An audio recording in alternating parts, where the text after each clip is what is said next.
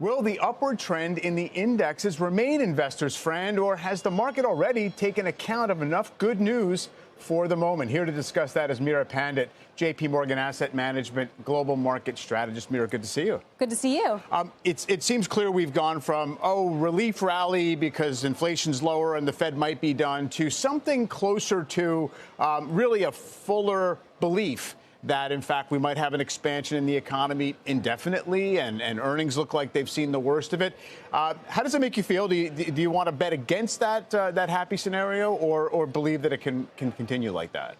Markets seem to be pricing in immaculate disinflation, but the reality is that might be transitory, because we are seeing that disinflation is occurring while growth is actually accelerating. But the reality is they often move in similar directions. And I do think that as you see more gas come out of inflation, you're going to start to see that over time happen to growth, as well as things like the consumer soften. So when I think about markets, there's a little bit of a ceiling here in terms of how far I think markets have left to go. Because when you look at valuations, for example, valuations are a bit stretched. Even when you strip out the top 10 stocks, still about 15% expensive.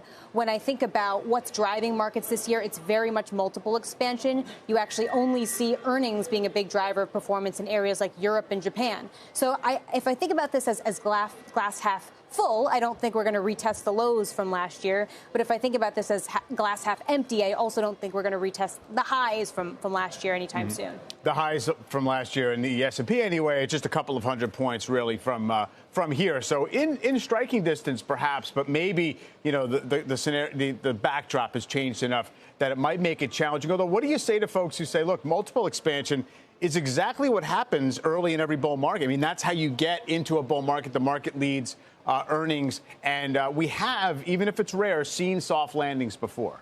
It's rare, and we have seen them before, but I also think when you look at the earnings picture versus the valuations, sometimes you also see towards the later end of the cycle, people get a little bit exuberant about valuations and multiples when the earnings growth is just not there. So I think we want to be a little bit careful of that. Now, look, earnings have not been that bad. They've actually been better than feared for about 6 quarters now, including this one. But I don't know if that's enough to break us out to the next level and to have a durable expansion quite yet. Until we start to see more earnings upward revisions and we start to see that the worst is truly behind us, I don't think we're there. And so what could be ahead of us that looks a little bit more dour when we come to earnings? Because margins have stabilized, but we're seeing actually the beats on a revenue basis have been pretty low historically. Yeah. And so that's a concern, because the other side of inflation is it's great for margins, because we see that as inflation comes down, wages and input costs start to stabilize. But on a revenue side, if you're buying that same cup of coffee every day and it's getting more expensive over time, that benefit accrues to the company if they pass that cost on.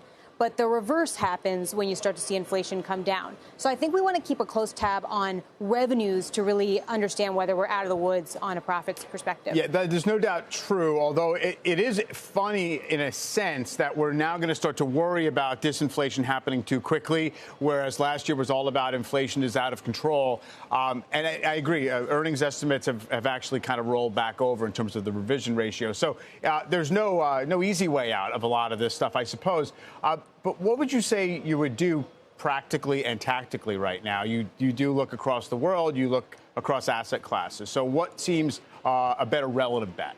In the U.S., if earnings are important right now, take a look at sectors, because a lot of the negative earnings revisions that we're seeing are coming from areas like energy and materials, whereas actually we're seeing some pretty good outcomes in certain areas of industrials, of consumer discretionary, consumer communication services. So look underneath the surface to experience and understand really which areas have already gone through the toughest times and are starting to come out of it versus which ones have a few tough quarters ahead. So that's how I'd think about the U.S., but valuations are important.